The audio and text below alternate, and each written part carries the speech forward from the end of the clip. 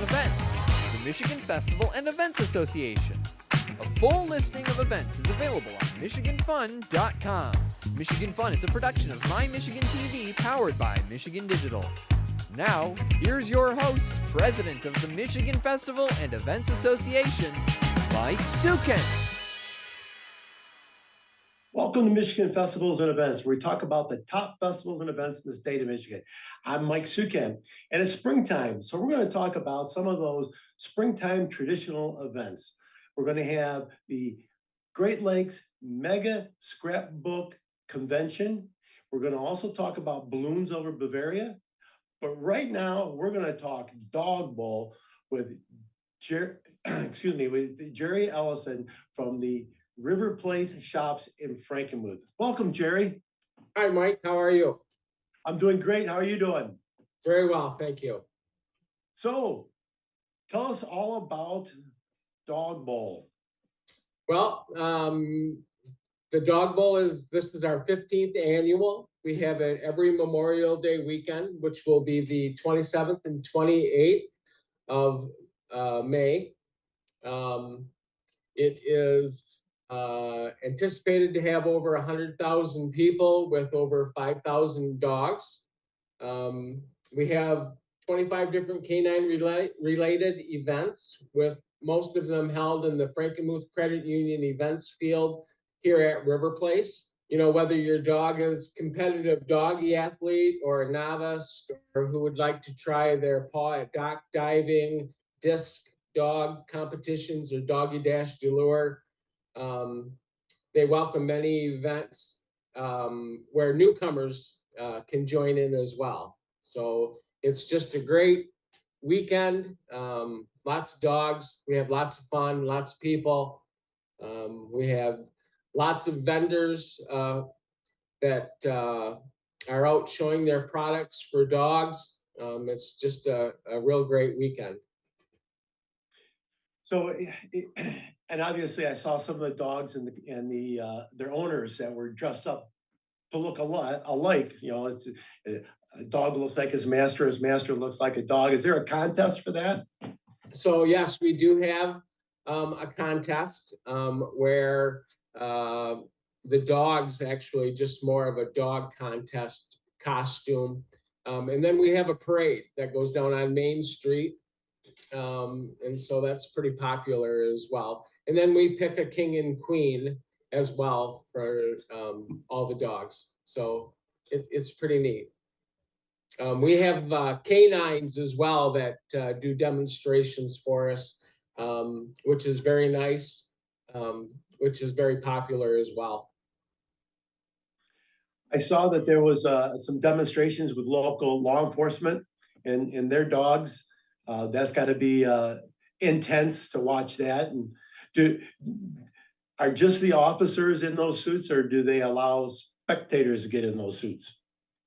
Yeah, no, it is just for the officers and their canines. They do allow you, after the demonstrations, they do allow people to come up and visit the dogs and the officers, but nothing, they don't get involved with the actual show itself. That's great. I had a cousin that was in a state police, and he was a canine division, and he and his dog were inseparable. They went everywhere all the time, whether they are working or it becomes a member of the family also. The other thing that I saw, that, and I've seen this before at other events, and I've seen it at Dog Bowl, was the air dog, where they're jumping off the dock to catch the baton. That's some of those dogs get some serious air. Very much so. Dock dog diving is very popular, and that's one of the activities actually that they let other folks that are there for the first time let their dogs compete in that. So it's really just a great opportunity if you want to test the waters to see if the dogs even are interested in that. They let them compete in that process as well. And I see they're also throwing the discs, the frisbees, and it amazes me. You know, myself playing Frisbee, trying to track the angle that Frisbee is flying to be able to catch it. And those dogs are right on it. And again, the amount of air that they get to go get that Frisbee is amazing. Those crowds have got to be loud. It is very amazing at what those dogs can do. They have a practice field before they actually get to compete.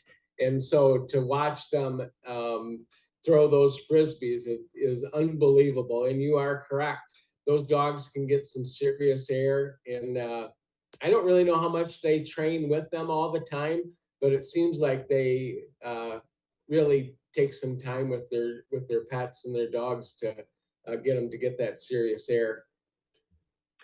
I also saw, and I know that it's you see it at a lot of the dog shows where they had the agility course.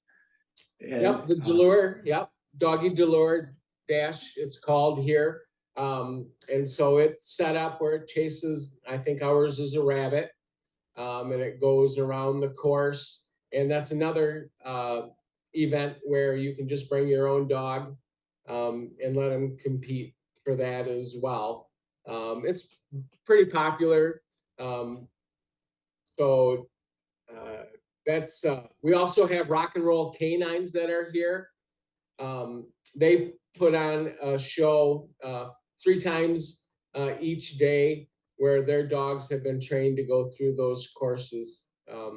That is one of the events that they don't allow dogs to come into. Okay. Well, it's a 2-day event. Can you quickly go over what the schedule is for each day? Well, each day is going to be kind of similar. So they start out with the competitions for everything. Each one we have wiener dog races that is in the afternoon at 3:30. The canine demonstrations, they have 3 separate shows as well. And the schedule hasn't been 100% completed yet, but it will be up on our website, which is dogbowlfun.com. And we hope to have that all completed within the week, actually, so that we can get everybody up to, if they have a specific event that they want to come and watch. The other things that we have, we have lots of pet-friendly dining. We're going to be serving everything from Bavarian chicken to cheese curds from the Cheese Trap. New this year, we have what's called a smoke bone tent, where we're going to be featuring barbecued ribs and wings. Which my mouth is watering, Jerry. My mouth is watering. Yeah. So we're also going to have something that should be mentioned is there will be rescue groups here looking for suitable homes for their rescue dogs.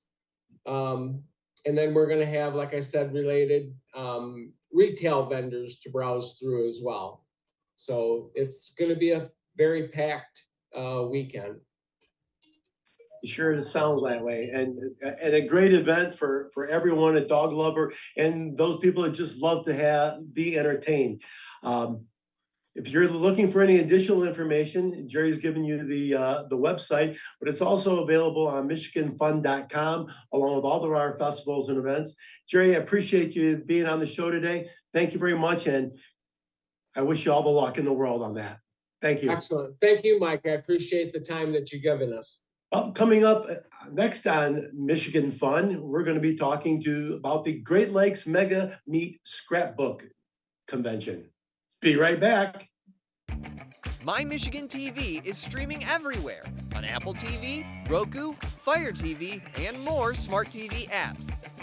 My Michigan TV is on your phone too. Take us with you wherever you go. Just search for My Michigan TV on your favorite app store or visit mymitv.com. All Michigan, streaming everywhere. My Michigan TV.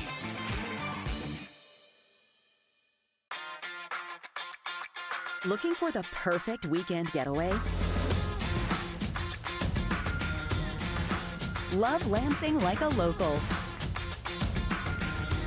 And we promise, you'll love Lansing just as much as we do.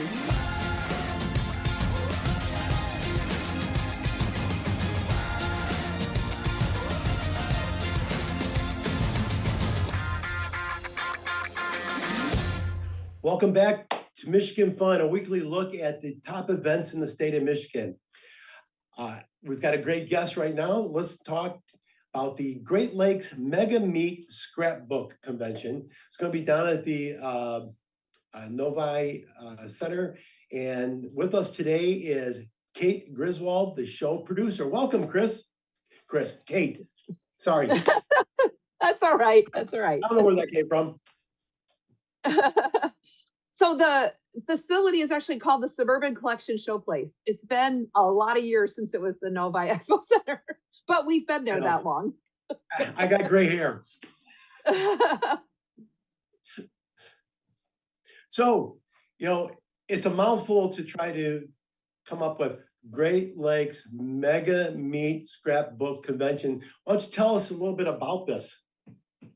Well, this is our 23rd year. So we have been producing the scrapbooking convention since the year 2000 with a 1-year break where everyone had to take a break.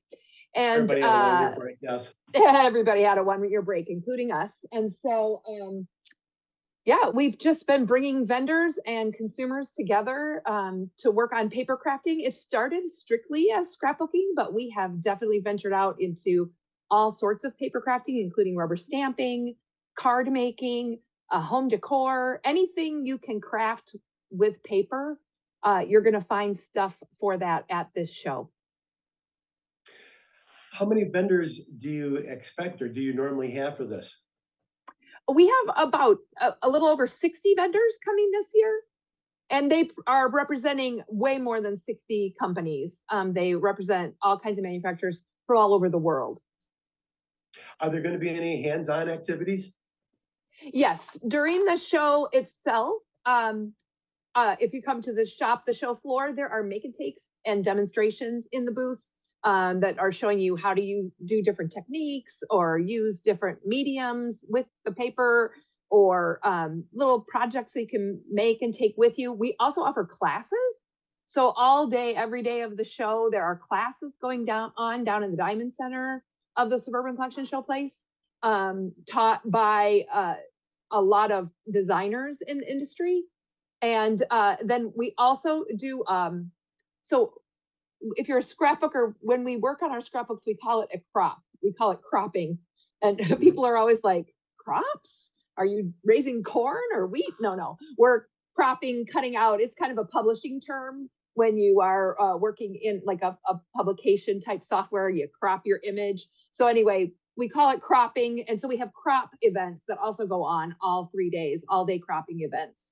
And we have a big Friday night crop party. So where everybody brings their projects to work on, and we have a DJ with music and prizes, and it's just a lot of fun.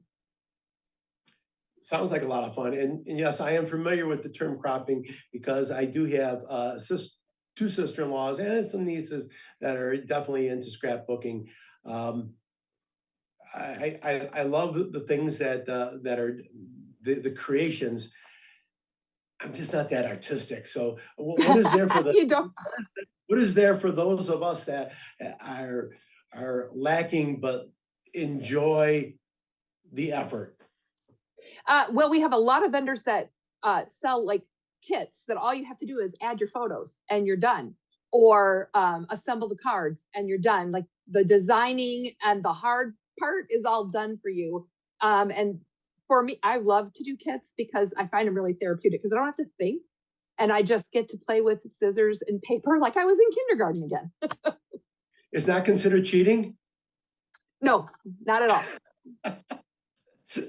That's good. That's good. It's right in my alley. Kate, how many people do you usually get in attendance there? We across the 3 days, we get about 8,000 people through the show. So it's pretty big. That's amazing. Those are very respectable numbers. Good job on that.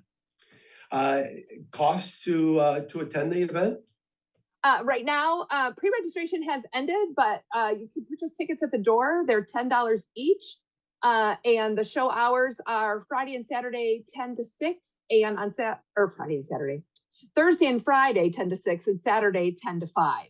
So it's Mother's Day weekend, but we give you Mother's Day to spend with your mom. Well, this is a great opportunity to get that great present from mom to give to her on Sunday. Absolutely. And we have a lot of mothers and daughters that have made attending the event a long time tradition. Well, is there concessions? There are concessions. They're provided by Suburban Collection Show Place. Okay, Um, great. yeah, Awesome. So again, you said this is how many years that this event's going on? 23 years. So I talked about that gap year we had to take. And during that gap year, we also launched virtual events. So we also have a series of virtual events that we put on throughout the year. Our next one is in June. So if you've got listeners or viewers that aren't able to make it down this Mother's Day weekend to come to the show in person, they should check out our website because we do have virtual events that go on. We have one coming up in June and then again in August and then in November. Jared is showing anywhere. Your other events. Do you want to tickle anybody's interest on future events that you have there? Oh, like I said, we've got the virtual events coming up in June, August, and November. We also do a show in Columbus, Ohio. That actually just took place a couple months ago, so that won't happen again until next year. So, yeah, that's what we do. We bring people together to make fun stuff. Our original focus was on scrapbooking and preserving memories, but a lot of people also like to make cards and make things. You know, people just like to make things. You know, it's therapeutic, and in today's day and age, we need all the therapy we can get. So Yes, we do. Yes, we do. Kate, for our viewers, information. How do they get information again? Find out the details on this. The details are on our website. I see that you have that up on the screen, GreatLakesScrapbookEvents.com. If you go to GreatLakesScrapbookEvents.com/events/GLMM, it'll take you straight to the page that's about our this show in Novi that's coming up on Mother's Day weekend, rather than the overview of all of the things that we offer.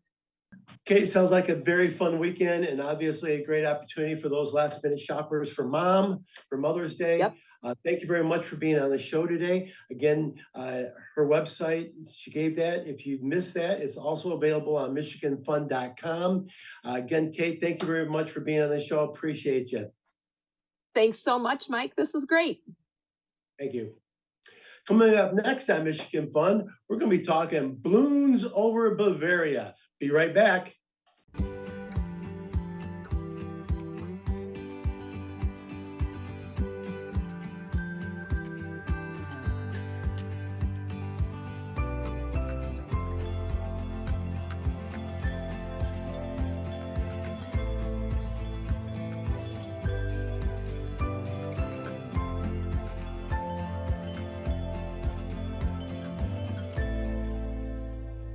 Welcome back to Michigan Fun, where we take a weekly look at the festivals and events in the state of Michigan. Our next guest is from Balloons Over Bavaria. Welcome, Jim Engel, director of this festival. Jim, this is absolutely wonderful event. It's so colorful. And of course, you're at the #1 tourist destination in the state of Michigan, beautiful Frankenmuth. How you doing today? Well, thank you. Yeah, thanks so much for having me. It's so fun to talk about many things that are in Frankenmuth, but I especially have hot air when it comes to hot air balloons. So, Jim, how long has this event been going on in Frankenmuth? My wife and I have been leading the event on behalf of Bavarian Inn, where I work. I'm the Chief Operating Officer at Bavarian Inn Lodge. We've been leading the event for 15 years. This is number 16 coming up this Memorial Weekend. That's awesome. How many balloons usually do you guys get there, or how many are you anticipating this year? Well, we have to start requesting the pilots to apply in January, because by the end of January, I have to submit all their details about their balloons, their envelopes, their license, their insurance, everything to the FAA to get a waiver in order to be approved to fly hot air balloons over crowds of people. Normally can't do that. You have to get an FAA waiver. And by getting that waiver, they can fly a little little lower over the community too, 500-foot bubble around everything instead of a 1,000-foot bubble. So I know exactly there are 24 hot air balloons coming. I've had as many as 35, but years ago we hosted Great Lakes Regional Hot Air Balloon Competition. You might not know they're competitors and they're here to win money. That's why they're here. They like to have a show and show off their big boy toys, but they're really competing for money. You talked about the FAA, and that was something that I had not even thought of. Is there restrictions as far as how far out they can go so that you're not interfering with airplane traffic? Yeah, there is. I've been around the ballooning world enough, and I actually announced at 6 other balloon events around the state. So they've taught me all the ins and outs of how this works. They have access to the air, and they pre-schedule with the FAA the flight times. They basically will fly between 6 a.m. and 8 a.m. And they will fly between 7 p.m. and 8:30 p.m. It's usually too windy to fly in the middle of the day in Michigan because it's usually too windy. Wind is the enemy of a hot air balloon. You can fly in wind, great. It's that last foot as you're hitting the ground. That's the problem. And so you don't want to. They like to fly in 6, 5, 4 mile-an-hour winds, or 7, 8, 9 is okay. They don't like 10 and 12 mile-an-hour winds. It's too rough to land. So that's why almost all hot air balloon events wrap around other events very well. And the reason we wrapped around it. So they have a 5-mile radius, and they do call into the FAA prior to each flight and reconfirm we're planning to fly or we've canceled. And all air traffic is made aware when anybody's launching anywhere in southern Michigan, anywhere, even Grand Rapids, that there are balloons here. Just in that event, they can go up 5, 6, 10,000 feet if they wanted to. Usually they stay under 2,000, 3,000 feet though. The questions just keep coming in my head. You talked about the wind. Is the wind different depending on your elevation? Well, people ask questions like, are they going to fly back when they launch? They'll say, when are they going to turn around and come back? Well, they can't. They go with the direction of the wind, and you're exactly right. So they're here to compete. And how does a hot air balloon compete? Well, I'll give you an example. In the early morning for a morning flight, they'll have a pilot briefing in one of my banquet rooms at the lodge, and they'll decide. I have pre-approved with people who own land around us about 50 locations where we could put a target, a 30-foot X in the field. And so that morning they will test the winds, and they will determine. We always use the field that's adjoining River Place shops. It's called Franklin with Credit Union Field. For our evening launches, but in the morning we put a big target in that field, and our goal is to fly over Frankenmuth and have one of the targets there. So the way they steer is they get to choose where they launch from. They have to usually knock on doors of people who have a big grass front yard with no power lines, right? And they'll say, hey, you mind if I launch a hot air balloon? And they're waking them up in their pajamas, and oh, yes, come on, do it. And then the whole family comes out to watch, right? You want that in your front yard, yeah. Along with all the neighbors. Yeah, you get the roaring of that burner at 6:30 in the morning, but they will go a little higher and a little lower, and they might get a 3 or 4 degree variance, and that's how they steer. They put more heat in, they go higher, and they can catch a little different angle. And if they see other guys going lower, and maybe they're getting a little left turn, and they want that left turn, then they'll go a little lower too. And it's all about up and down, hot, cold, vent the heat, add the heat, hit the burner, and there's your burners right there. This is a hot air balloon glow they're showing at the moment. Jim, from the attendees' point of view, is there a price to attend this, to observe this? There is not. Dog Bowl and Balloons Over Bavarian Inn. It's actually Balloons Over Bavarian Inn when we get to URLs and stuff in a minute, but it's all free. We don't have paid parking either. We're in the restaurant business at Bavarian Inn, and and we set up a lot of extra food opportunities, and we're in the retail business, and we're serving chicken dinners at the big Bavarian Inn. So this is our kickoff to summer. It's a way to thank everybody for all the hard work and the fun that's about to come now that we kick it off on Dog Bowl weekend. We might have 30, we might have 70,000 people in town that come and go on the different days.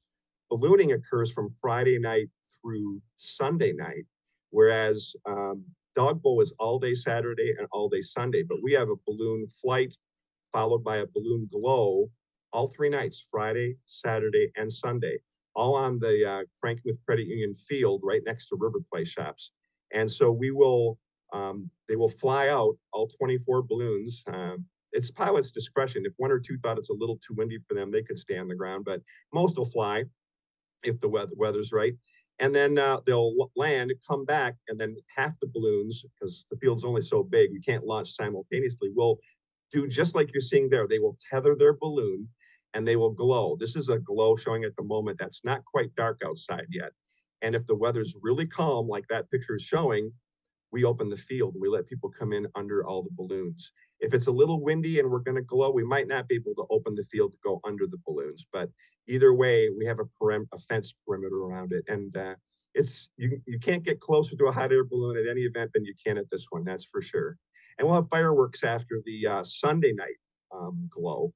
But so there's lots of different activities. We have a lot of people come just for balloons. We have a lot of people come just with their dog bowl.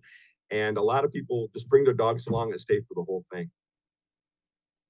Jim, anybody wants any additional information? Do you have a direct website for that? I do. Dogbowlfun.com is the primary dog bowl site, and all the ballooning information is the side of it. But if you are like in the area and you're wondering what's happening, you're better off to go to Facebook and look up the Facebook page Balloons Over Bavarian Inn. It's like it's one word, Balloons Over Bavarian Inn Facebook page, because when we have those pilot briefings, we'll immediately post to Facebook, yes, we're flying, and we'll give a little hint. It's really going where the wind's going. We'll be launching from north of Frankenmuth, might be what it says, flying over River Place Field for the morning flights. But all evening flights start at the Frankenmuth Credit Union Field and go out in whichever direction the wind is taking them. So we're the first big balloon event of the season. And so for these guys who travel, and I didn't show you, this is the pilots that are coming. Here's an example. This is a draft. I'm still waiting on one picture from one pilot over on this side, but this is the balloons that are going to be here this year. They're from all over Michigan, Ohio. We got one from Indiana coming, and we hand out 10,000 these little sheets. There's that logo you just showed a second ago. And we're going to hand these out to all the spectators for free so that people can see which balloons where and who they're from. Every balloon's got a name, we've got Whimsical flying here, and Captain America, and Dark Horse. They all have fun names that the folks get to invent when they balloon. And a lot of these balloons built in Michigan. Dexter, Michigan is the home of Cameron Balloons. You might not have known you could buy a hot air balloon not far from where you're sitting right now. That's great. Jim, really appreciate you being on the show. This has been absolutely fantastic. It's going to be a fabulous event. If you're looking for additional information, go to MichiganFun.com. Jim, again, thank you very much. I wish you the best weekend possible for that. I know everybody's going to have a good time on it. Thank you very much for being with us. Thank you kindly for having us. But when we say goodbye to a hot air balloonist who's launching, we say to him, soft landings. That's our way of saying goodbye. Have a wonderful flight. And in your case, a wonderful rest of the week. You too, Jim. Thank you. Well, that wraps up today's show. I want to thank our guests for being with us today.